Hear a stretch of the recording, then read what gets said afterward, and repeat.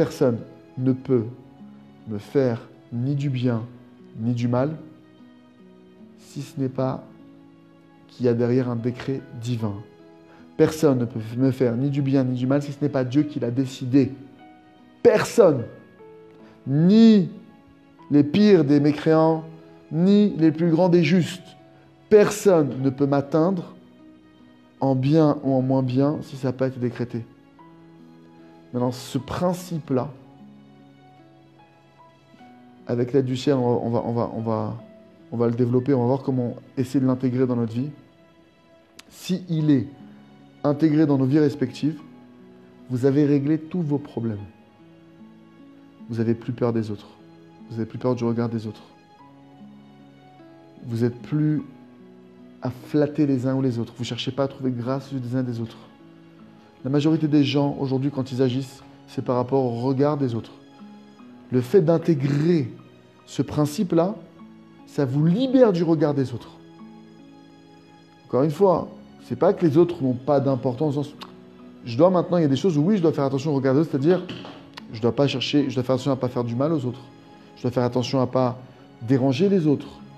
Mais quand je me retrouve à agir dans ma vie pour trouver grâce aux yeux des uns et des autres, en pensant que parce que je vais dire ci ou ça, je vais trouver un travail, en pensant que parce que je vais m'habiller comme ci ou comme ça, je vais trouver mon mazal, mon mari, ma femme, en pensant que parce que si je parle plus comme ci, alors je serai plus respecté, ou plus comme ça, j'aurai plus d'impact dans ma vie. Toutes ces choses-là qui sont de l'hérésie pure et dure, ce que tu reçois sur cette terre, c'est ce que Dieu y décrète. Ce que tu reçois de bien, c'est ce que Dieu l'a décrété. Ce que tu reçois de moins bien, c'est ce que Dieu l'a décrété. Et tout ce que Dieu décrète, c'est par amour pour toi. Et c'est mesure pour mesure de tes actions pour t'aider à te rediriger dans la bonne voie, dans la voie où tu vas le plus pouvoir t'épanouir. Dès l'instant où je travaille ce fondement-là qu'on est en train de voir, la vie, elle change littéralement. Juste ce point-là. Maintenant, la personne, ok, elle a encore beaucoup de chemin à faire. Elle a beaucoup de choses à parcourir. Juste si ce point, il est travaillé. On ne peut rien me faire si ce n'est pas décrété. Et Dieu, et je le précise, Dieu, tout ce qu'il fait, c'est par amour pour moi. Et quel amour? C'est un amour qui est incommensurable, un amour qui est immesurable, un amour qui est infini. Il faut comprendre, c'est que vous ne pouvez rien me faire, ni en bien ni en mal. Le seul qui peut faire, c'est Dieu. Et Dieu, je peux vous garantir que ce qu'il va me faire, c'est le maximum du top de la montagne. C'est-à-dire que quand tu commences à vivre comme ça, comment tu peux en vouloir à quelqu'un si tu vis comme ça? Boum, la pensée, elle vient, tu dis, mais lui, il ne peut pas me faire de mal, puisque c'est Dieu qui décide de tout, donc Dieu n'existe pas. Dieu, il peut me faire que du bien, et Dieu ne me fait que du bien. Lui, il ne peut rien me faire. Il m'a rien fait, il ne peut rien me faire, il n'existe pas. Quand je dis il n'existe pas, c'est pas que je méprise cette personne, c'est que je remets le décor dans le bon ordre. Je n'ai pas ni à avoir peur de lui, ni à le supplier, ni à le soudoyer. J'attends rien de lui, j'attends rien de vous. J'attends tout d'Hachem. J'ai quelque chose à demander, je demande à Hachem. Je dois faire des courbettes, je vais devant Hachem pour les faire. Je dois flatter quelqu'un, je vais flatter Hachem. Bien que Dieu n'a pas besoin d'être flatté. Bien que Dieu, lui, ce qu'il me demande, c'est mon cœur.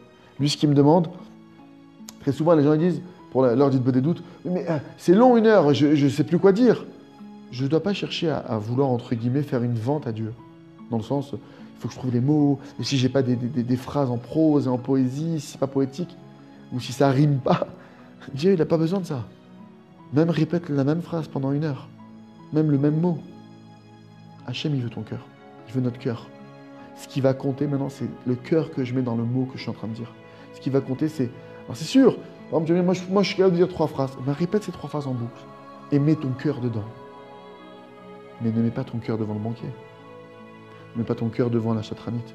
Ne mets pas ton cœur devant ton patron. Ne mets pas ton cœur devant tes rabbinim. Ne mets pas ton cœur devant les tzadikim. Je demande conseil aux tzadikim. Je demande conseil aux rabbinim. Mais je compte sur qui? Je compte sur Dieu. J'ai foi au tzadikim et à la Torah d'Hachem. Mais je compte sur Dieu.